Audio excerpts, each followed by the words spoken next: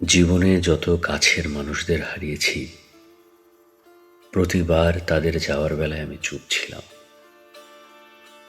তারা যে কারণে আমাকে ছেড়ে যাওয়ার সিদ্ধান্ত নিয়েছে, সেই কারণটার বিপক্ষে গিয়ে আমি কখনো কিছু বলিনি।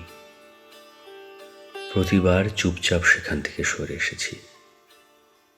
যেখানে আমাকে ছেড়ে যাওয়ার সিদ্ধান্ত নিয়ে সঠিক সময়ের অপেক্ষা করা হয়েছে, আমি যত দ্রুত সম্ভব তাদের সঠিক সময় এনে দেওয়ার চেষ্টা করেছি। আমি মনে করি কিছু কিছু সময় মানুষকে নিজের দিকটা বোঝানোর চেষ্টা না করাটাই উত্তম। ভুল বুঝলো কিংবা কোনো কারণ নিয়ে আমাকে অন্য নজরে দেখলো, আমি আর নিজেকে শুদ্ধ প্রমাণ করার ইচ্ছা খুঁজে পাই না। তাই সবসময় চুপচাপ থেকে মানুষের চলে যাওয়া দেখি। কিছু বলি না, বলার প্রয়োজন মনে করি না।